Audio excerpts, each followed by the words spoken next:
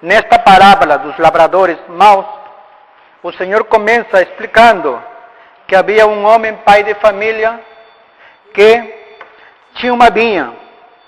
E ele, nesta vinha, cercou-la, construiu um lagar e também construiu uma torre. Logo, arrendou, alugou-lhe. Estava pronta, somente para as pessoas entrarem e cuidarem da vinha. Porque o homem somente tem a esperar que a árvore dê frutos e depois colher. Simplesmente era isso. Da mesma forma, o Senhor faz com a sua igreja. A igreja é pronta, porque aqui existe a vinha. E esta vinha também, que é as Sagradas Escrituras, ela também vem acompanhada de proteção, ela também vem acompanhada de um lagar, ela também vem acompanhada de uma torre. Tudo nos entregue nas nossas mãos. Mas o esquecimento de que existe um dono desta vinha faz que o homem agrida e transgrida o contrato inicial, de que o Senhor continua sendo dono da vinha e nós simplesmente labradores ou trabalhadores ou pessoas que arrendamos a vinha.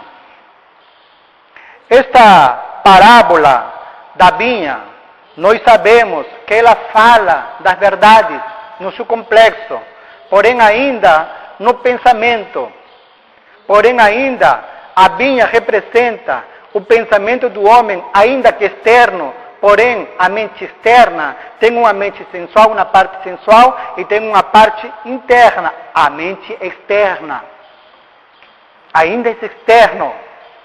E nesse externo, nós somos considerados para trabalhar e cuidar da vinha. Com uma visão assim geral, né, histórica, nós vemos que a vinha, né, quando Deus, o Senhor, cria o homem, né, Ele entrega o jardim do Éden, a vinha, a Adão, para que seja cuidado por ele. Né. E depois, o Senhor espera os bons frutos, e o homem como que se apodera da vinha, o homem como que se apodera da igreja, o homem como que se apodera das coisas de Deus, não entrega a ele seus frutos que deveriam ser entregues. Né? Então, quais são os frutos da vinha? Quais são os frutos da uva? Né? Quais são os frutos, digamos assim, da verdade? Né? Então, o fruto da vinha, né, tem na árvore. Qual é o fruto da figueira? Os figos. Né? Qual é o fruto da vinha? Né? As uvas, para fazer o vinho. Então, esse fruto nós deveríamos entregar a ele. E o fruto já não é mais a verdade. O fruto é a caridade proveniente da verdade. Esse reconhecimento de saber entender que os frutos que nós devemos entregar ao Senhor é a caridade proveniente da verdade, porque o Senhor nos entregou a vinha, é para nós produzirmos frutos. Esta verdade é para nós produzirmos caridade. E essa caridade devemos atribuir ao Senhor. Todos os dias, entregar a Ele. Nasceu um fruto, entregar para Ele. Nasceu outro fruto, no dia seguinte, entregar, reconhecer que é dele. Quando o homem começa a atribuir-se a si mesmo, ele começa a, digamos assim, de certa forma, não gostar de entregar os frutos ao Senhor e se apoderar dos frutos. Porque essa era a intenção destes homens aqui, labradores maus. Começaram a atribuir-se a eles mesmos o bem que eles produziam, que a vinha estava produzindo. Eram homens, digamos assim, inclusive da igreja. Né? Na sequência de parábolas que nós começamos há muito tempo, todo domingo, né? Nós somos conduzidos até chegar à vinha. Quando nós chegamos à vinha é para, digamos assim, desenvolver-nos melhor. Mas cada estado, cada fase, ela tem seus desafios. E o desafio aqui nesta parábola é queremos, né, ser honestos. A cobiça ainda tem que ser vencida.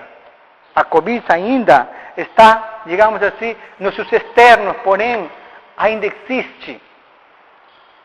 O homem ao homem lhe é confiado a vinha como se fosse dele mesmo. Por isso que na parábola, assim, no início já disse que arrendou a vinha, assim. A vinha, já tinha as árvores de vinha, estava cercada, tinha um lagar, tinha uma torre, arrendou, e o dono que fez? Ausentou-se. Nos é confiada totalmente a igreja a nós. Nos é confiada as Sagradas Escrituras a nós. Como que nós agimos com a vinha do Senhor? Somos bons trabalhadores ou somos maus trabalhadores? Tudo isso vai depender, né, do lagar. Esse é o uso do lagar que o Senhor colocou. A torre vai depender de como nós utilizamos ou não utilizamos.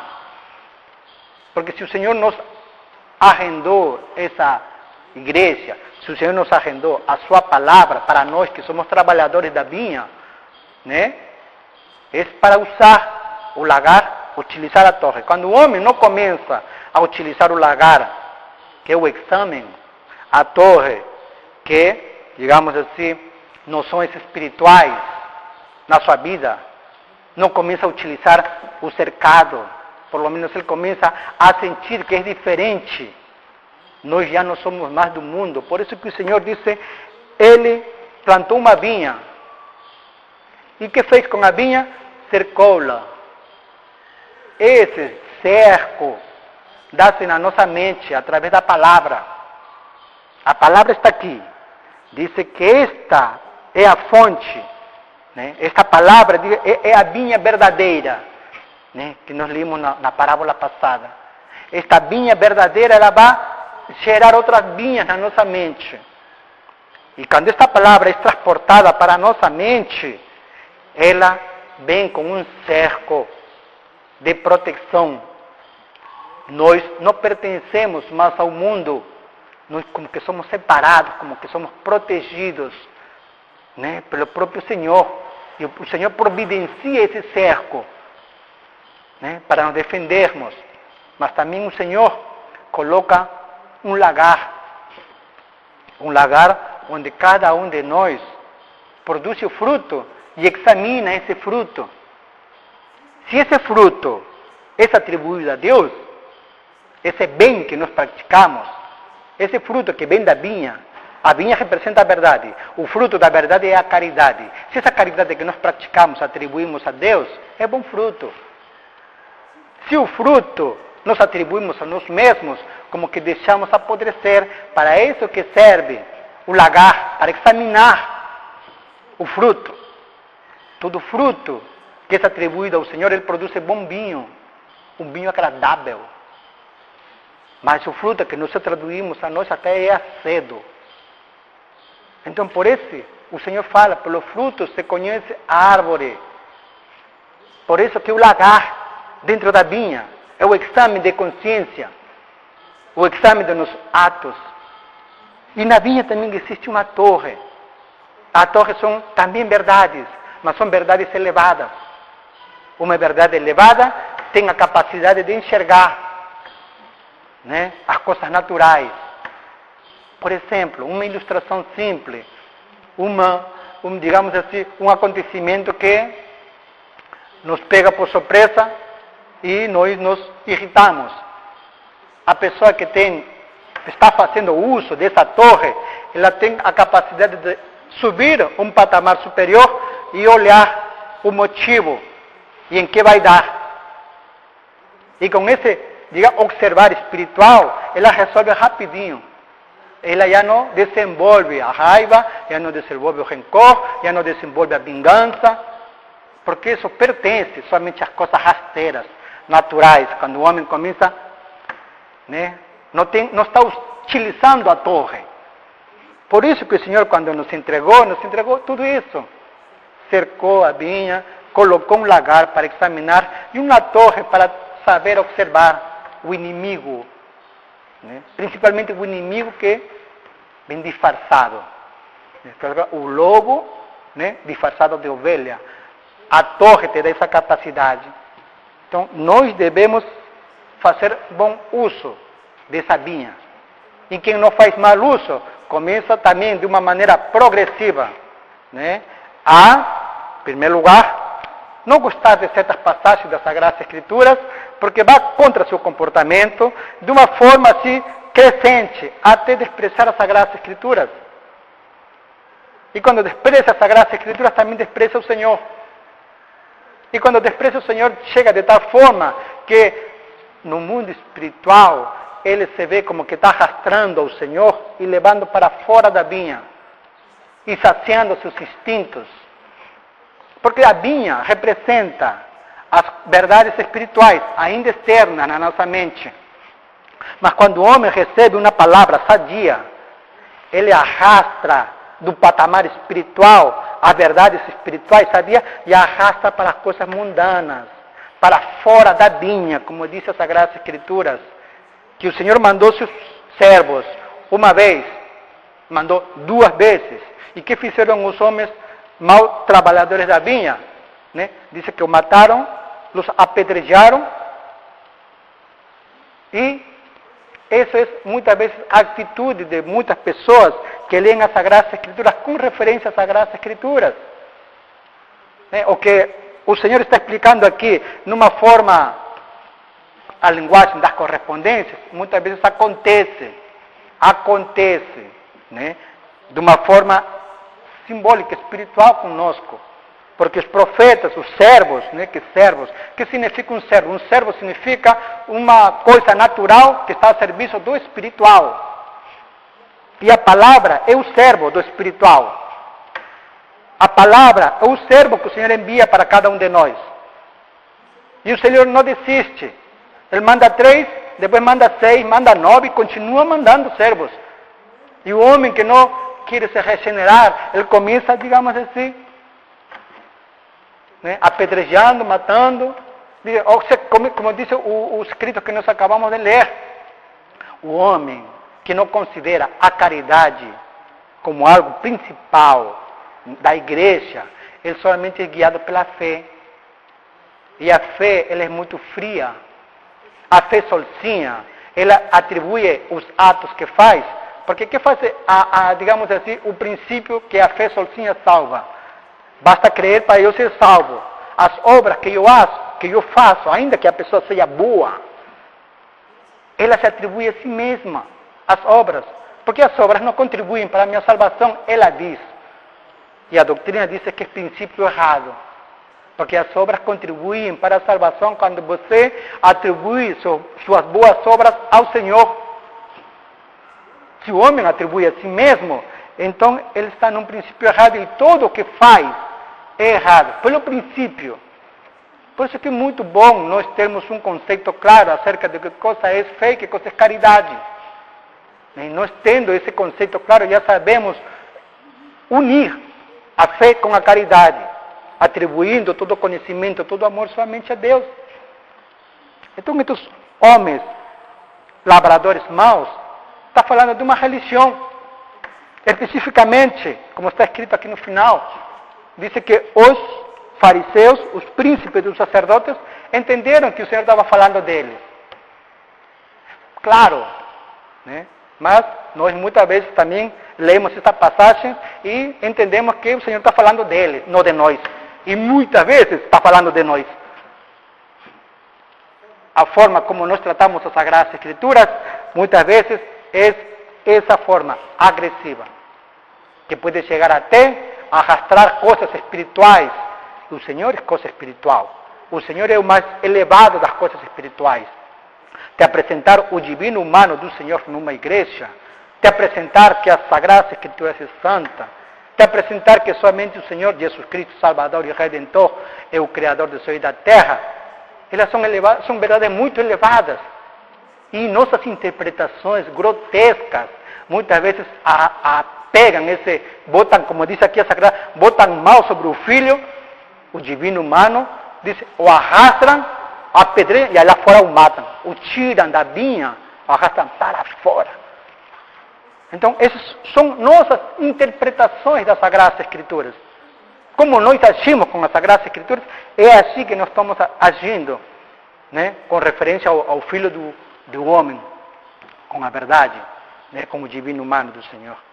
Então, o Senhor propõe, quando o Senhor vier, né? Que fará esses lavradores? Que coisa fará? Então, nós temos aqui uma passagem que gera muita, digamos assim, formas de interpretar. Diz assim, disseram eles, dará a frondosa morte aos maus e arrenderá a vinha a outros lavradores, e que a seu tempo lhe deem frutos. E o Senhor Jesus disse, nunca leestes nas Escrituras a pedra que os edificadores rejeitaram, essa foi posta por cabeça do ângulo, pelo Senhor foi feito visto, e é maravilhoso aos nossos olhos. Portanto, eu vos digo que o reino de Deus vos será tirado e será dado a uma nação que dê os seus frutos. Amém? E quem cair sobre esta pedra, despedaçar-se-á, e aquele sobre a quem ela cair, ficará reduzido a pó. Se o Senhor disse, nunca leste nas Escrituras a pedra que os edificadores rejeitaram, essa foi posta por cabeça de ângulo, né? Que coisa é uma cabeça de ângulo? Uma pedra. Ela que dá firmeza ao todo. Né? A pedra do ângulo. Você faz um marco e coloca um triângulo, ela dá firmeza ao quadrado. Igualmente, esta pedra do ângulo dá firmeza ao todo. E o que dá firmeza ao todo foi rejeitado pelos teólogos daquela época e de hoje também.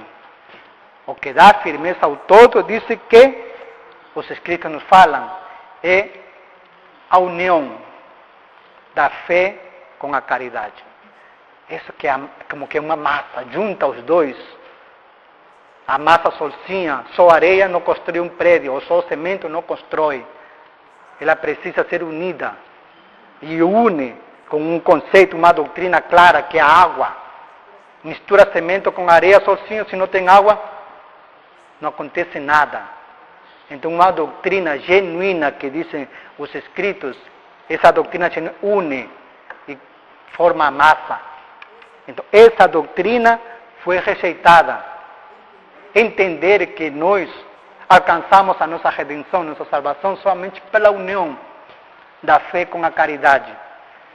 E isto vem do Senhor. Né? E quando nós dizemos que isto vem do Senhor, é um reconhecimento, né? Que o divino humano do Senhor é único. Então, isto foi rejeitado e disse que isto é maravilhoso aos olhos de Deus. Então, que isto é maravilhoso, que significa que isto continua. Essa maravilha, essa majestade, os termos que nós possamos utilizar, né, não podem ser maculados na nossa mente. É algo maravilhoso, é algo limpo, algo puro. Então, no nosso dia a dia, sempre é bom fazer esse exame.